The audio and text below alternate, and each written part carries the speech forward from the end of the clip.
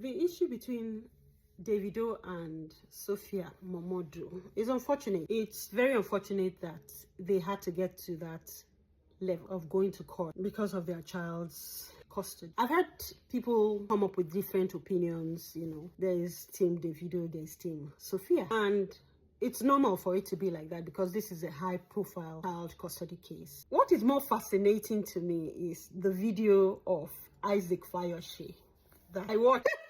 I watched it and I laughed. The part where he said, you are older than him.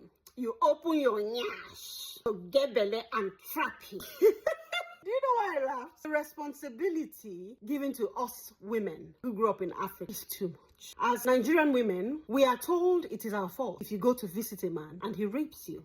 As Nigerian women, we are told it is our fault if an elderly man is asking you out. What did you do wrong? Did you entice him? How did you walk in front of him? As women, we are told to protect our bodies. We are told it is our fault when we get pregnant.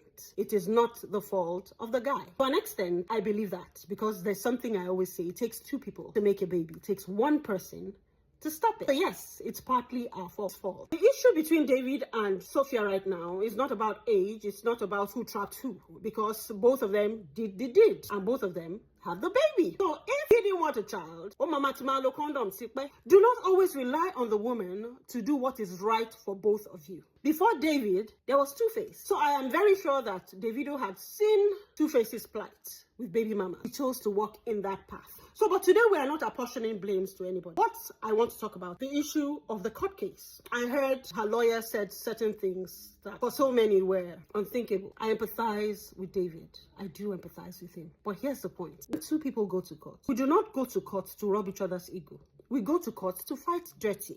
So we will say anything, dish out any dirt on each other. I also heard Davido fired back and said, she had a drug habit or something, which I never heard before. Secondly, from what I gathered, Sophia and Chioma are not in good terms. They do not even greet each other. Most likely, the child will be in Chioma's care. Or is it with the nanny?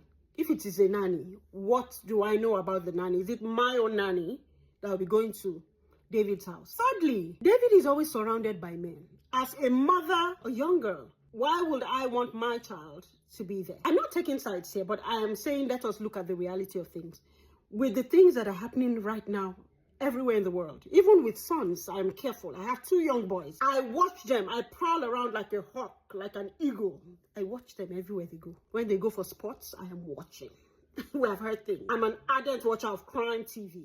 I have seen things very under your nose. You will not know it is happening. Ambulata say a daughter. I don't know if what Sophia did was wrong. I heard that one of the main reasons why David wanted custody was to cut the cost, of the demands she was making for taking care of the child. I totally understand that. And I also feel that there are still ways they can go about that. Whether it is him paying directly to the school, her school fees, I don't know, they can come to an agreement about that, But for anyone who is a mother to say, oh, she should have agreed to the shared custody, I don't know, I'm a mother, it will be hard because of all the reasons on ground. I have to be able to phone Chioma and say, Chioma, how far? How's our daughter eating? They're not in that space. What David should have thought ahead is the relationship between these two ladies. So there should have been a more mature approach to it.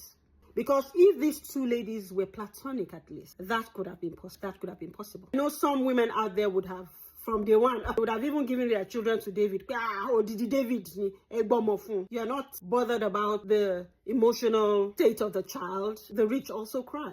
You hear stories about people who grew up in wealthy families and what they went through emotionally, psychologically, or putting a child from what she knows, her usual routine, and now she'll spend maybe 2 weeks with mom, 2 weeks with dad. There are certain things it does to a child. If you understand, if people are willing to sit and think beyond, David Niolowo, go walk there. So this issue is deeper than we understand. I'm of the opinion that David should fix his home in the sense that whether he likes it or not, Sophia is going to also be a part of his life forever. Mostly up until the daughter is 18, where he can choose not to have any relationship with Sophia. But until the child is 18, they are stuck together. And that is why we must train our boys to understand that the onus is not always on the girl, on the woman. You don't want a child? Use a condom. It's important.